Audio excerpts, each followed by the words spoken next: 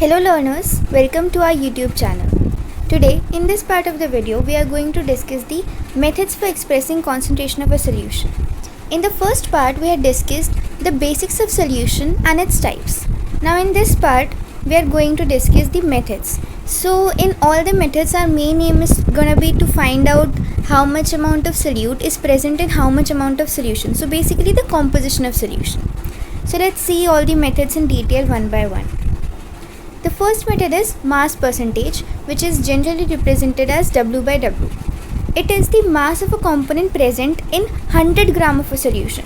So basically, like we calculate percentage in all other cases, we calculate the percentage by taking the given amount upon total into 100, right? So here also we are going to calculate the mass percentage. So since it's mass percentage, we are going to take the mass of component upon total mass of solution into 100. So that will give us mass percentage of component. For example, if 20 gram of salt is present in 60 gram of water, so here salt is the solute and water is the solvent. So total mass of solution will be mass of solute plus mass of solvent. Then total mass will be 80 gram. And the component that we are interested in, that is salt, it is 20 gram. So mass percentage of salt will be 20 upon 80 into 100%. So that will give you 25% W by W of salt in water. So basically in most of the questions that will be given, it will give us the mass percentage and we have to interpret it, like in some ways to use it somewhere in the numerical. Then if it says that if a solution contains 20% of solute by mass, then that means that 20 gram of solute is present per 100 gram of solution.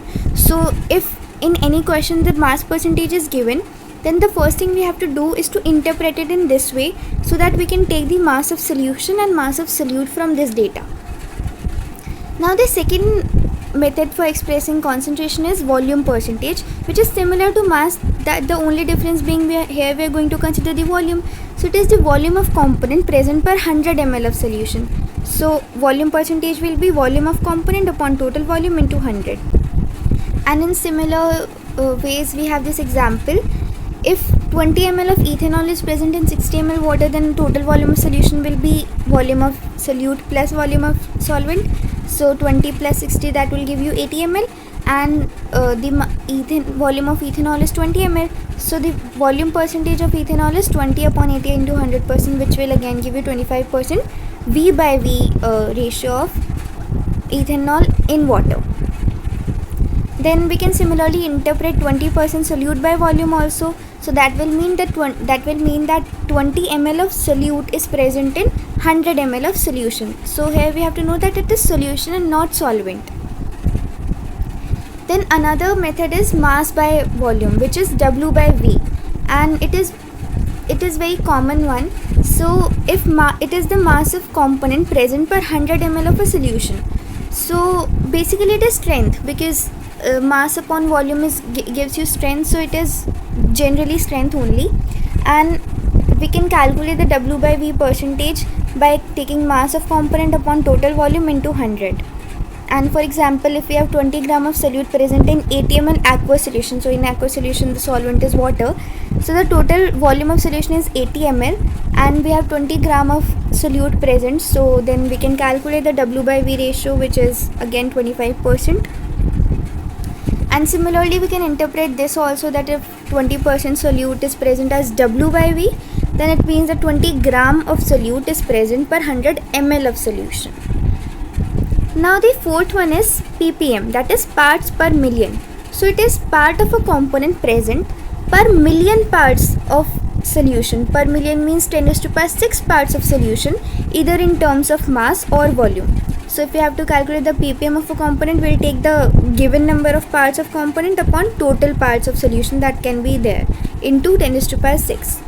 So we can calculate it like if we have 20 gram of solute present in 10 raised to power 6 gram of solution, then the ppm will be 20 upon 10 raised to power 6 up into 10 raised to power 6, so that will give you 20 ppm. So here we have to take 10 raised to power 6.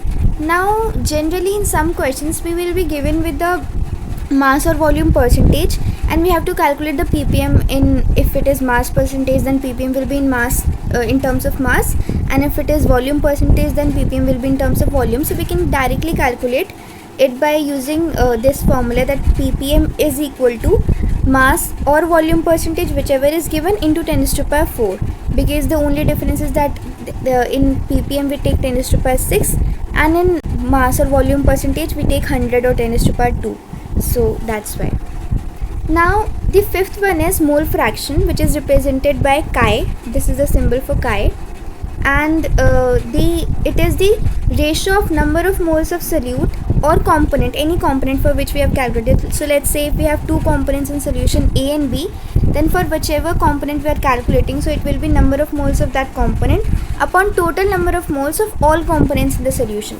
And generally, since we are taking here only binary solutions that will have only two components, so the mole fraction of first one will be Na, any number of moles of A upon Na plus Nb, means total number of moles, and the mole fraction of B will be number of moles of B upon total number of moles.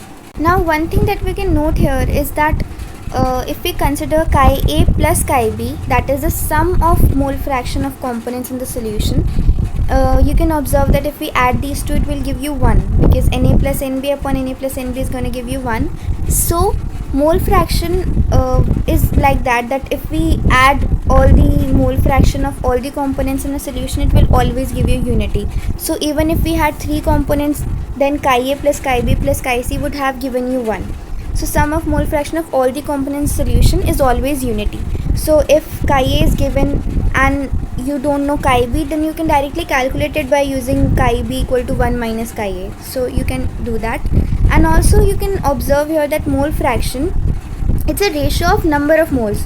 Since it's a ratio of similar quantity, so it will be a unitless quantity. So mole fraction is a unitless quantity.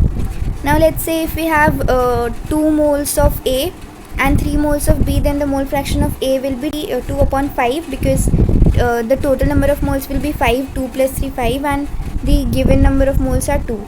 And similarly chi B can be 1 minus chi A, either then you get 3 by 5, or by using this formula also you can get 3 by 5. So you can calculate it.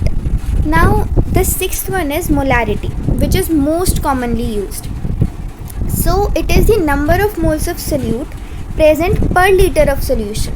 So molarity is the number of moles of solute upon volume of solution in liter. So we have to note this liter also. If it is given in ml, then you can either calculate, either divide it by 1000, so that 1000 comes here, or you can simply convert it in liter first and then put it in the formula. So molarity is the number of moles of solute in 1 liter of solution. So its unit will be mole per liter, or it is oftenly called molar, which is represented by capital M. And for example, if we have 100 ml aqueous solution, that is the solvent is water, and it is made by dissolving 20 gram of NaOH. So for NaOH, the molar mass will be 23 for Na plus 16 for oxygen and 1 for hydrogen. That will give you 40 gram, and 20 gram is given mass. So number of moles are given mass upon molar mass, and also the volume. So volume will be, it is 100 ml, so in liter it will be 0.1 liter. So by that you can calculate the molarity of solution as 5 molar or 5 mole per liter.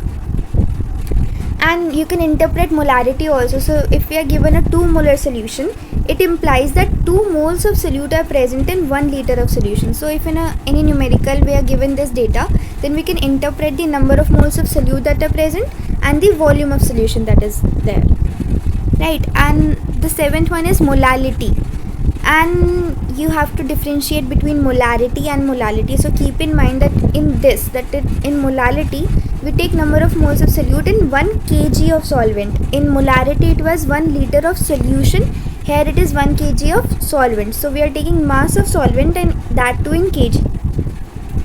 And note that it is not solution and solvent only, right? So molality, it is represented by small m, and it is number of moles of solute upon mass of solvent in kg.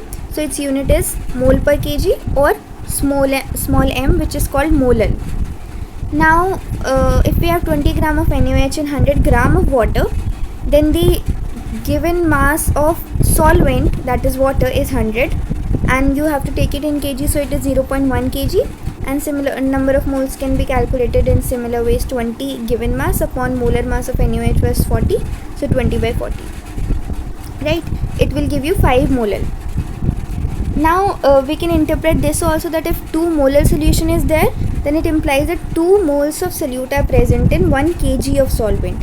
So here we get mass of by this we can get the number of moles of solute and mass of solvent. Now one interesting question that comes here is that effect of temperature on molarity and molality of solution. So we have to note that in molality we take the mass of solvent, which is obviously independent of temperature, because mass does not depend on temperature, but volume of anything can depend on temperature, because volume expands with temperature rise. So volume is directly proportional to temperature, and molarity, it is inversely proportional to volume, because molarity is number of moles of solute upon volume of solution. So by that relation, molarity is inversely proportional to temperature. That is, with rise in temperature, the molarity of a solution decreases. So molarity is dependent on temperature, while molality, as it has only mass, so it is independent of temperature. The second thing that comes here is molarity equations. So for that we first need to know what is dilution and concentration. So in dilution, what we do, we increase the solvent by keeping solute constants. That is, we are taking the same amount of solute and adding more solvent to it. That will dilute the solution. And for increasing the concentration, what we do, we increase the solute by keeping solvent fixed. So 2 cases come here, that the first type of numericals will be that solution 1 with molarity m1 and volume v1 will be diluted to solution 2 with molarity m2 and volume v2, and something will be missing, that like we have to, like they'll say that calculate the molarity of the resultant solution, that is solution 2. So you can calculate m2 if m1, v1 and v2 are given. So this is the equation, m1 v1 equal to m2 v2. And how does it comes? Because if we are diluting the solution, we are keeping the solute constant, so number of moles of solute will be same, and we know that number of moles of solute upon volume is molarity. So number of moles of solute will be molarity into volume.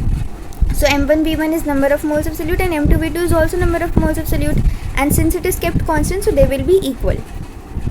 And the second type of question that comes is that we are mixing 2 solutions with different molality and with different volumes. So the molarity of the resultant solution can be calculated by this formula, m3 equal to m1 v1 plus m2 v2 upon v1 plus v2. And how does it comes? Because simply the number of moles are being added, and the volume of resultant solution will be simply the addition of v1 plus v2. But know that m3 will not be equal to m1 plus m2, only v3 will be equal to v1 plus v2. That's why we could do this, right? Another thing that comes, it does not comes in CBSE, but it comes in NEET and JEE exams, is this normality. So normality is similar to molarity. The only difference is that it is the number of gram equivalent of solute present per liter of solution.